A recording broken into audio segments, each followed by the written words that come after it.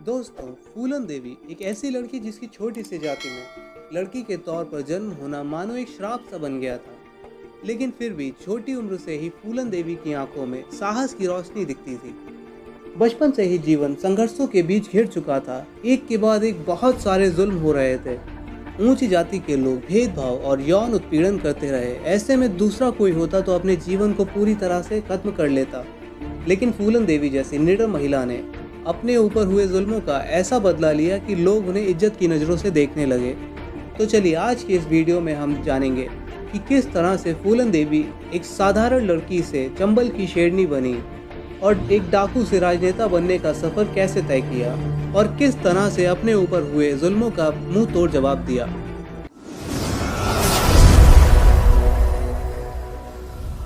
तो दोस्तों, इस कहानी की शुरुआत होती है 10 अगस्त 1963 से।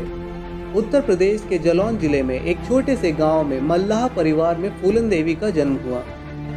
मल्लाह बेसिकली नाव चलाने वाले और मछुआरों के समुदाय को कहा जाता है और इस समुदाय में रहने के कारण शुरू से ही फूलन देवी ने गरीबी का सामना किया।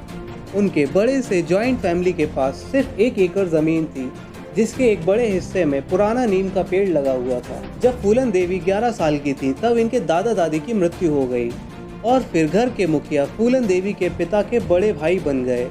घर के मुखिया पद को संभालने के बाद से ही उनका कहना था कि खेत में मौजूद पुराने नीम के पेड़ को काट देना चाहिए ताकि पेड़ वाले हिस्से में भी उपजाऊ खेती की जा सके।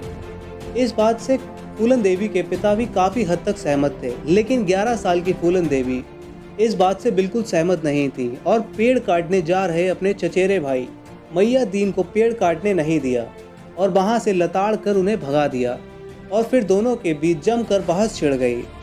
और इस साहस का नतीजा यह हुआ कि फूलन देवी का जबरन उनसे 3 गुना ज़्यादा बड़े व्यक्ति के साथ उनका बाल विवाह करवा दिया गया। इनके पति का नाम पुत्तीलाल मल्लाह था। पुत्तीलाल मल्लाह फूलन देवी के ऊपर बहुत अत्याचार करता था। इन्हीं सभी बातों से तंग आकर फूलन देवी ने अपने ससुराल से भागने का फैसला कर डाला और वहां से भागकर वह अपने मायके वापस आ गईं। लेकिन यहाँ भी उन्हें बहुत सारे अपमान झेलने पड़े। एक दिन फूलन देवी का सामना उनके चचेरे भाई से हुआ, जो उनसे आज भी पेड़ वाले झगड़े को लेकर नाराज था। बदले की भावना से मैया दीन ने पुलिस स्टेशन में फूलन देवी के खिलाफ चोरी की शिकायत दर्ज करा दी और फूलन देवी को 3 दिन तक जेल में बिताने पड़े।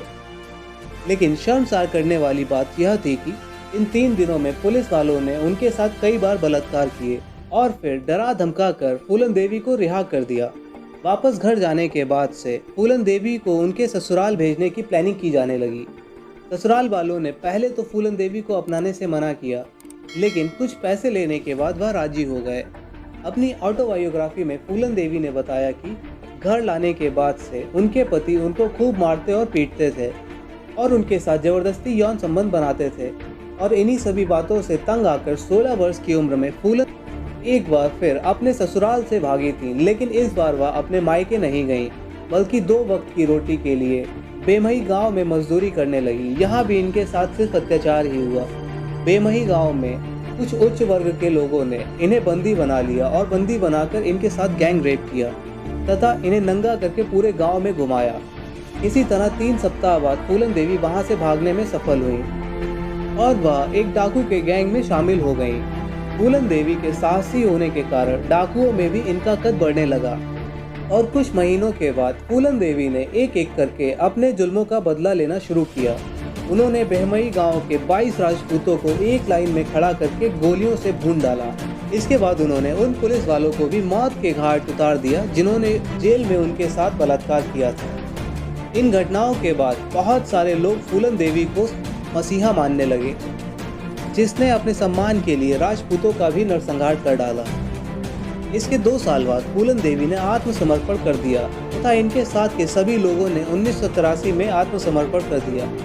फूलन देवी के ऊपर 48 अपराधों का आरोप था, जिनमें मल्टीपल मर्डर्स, लूट, फिरौती, अपहरण जैसे मामले शामिल थे। इसके लिए इन्हें लंबे समय तक जेल में रहना पड़ा। 11 साल जेल में गुजारने के बाद 1994 में फूलन देवी को सभी आरोपों से बरी कर दिया गया। बाहर आने के बाद समाजवादी पार्टी के उम्मीदवार के तौर पर फूलन देवी ने 2 बार लोकसभा के मेंबर का चुनाव मिर्जापुर से अपने नाम किया। 25 जुलाई 2001 को उनके दिल्ली वाले बंगले के बाहर 3 लोगों ने उन्हें गोलियों से भून डाला और इस तरह से फूलन देवी ने दुनिया को अलविदा कह दिया। फूलन देवी को मारने के पीछे शेर सिंह राणा का हाथ था, जिसने 22 राजपूतों को एक लाइन में खड़ा करके मारने का बदला लिया। तो दोस्तों, यह थी कहानी इंडियन मेंबर ऑफ पार्लियामेंट और बैंडिट क्वीन के नाम से पहचानी जाने वाली महिला डाकू फूलन देवी की।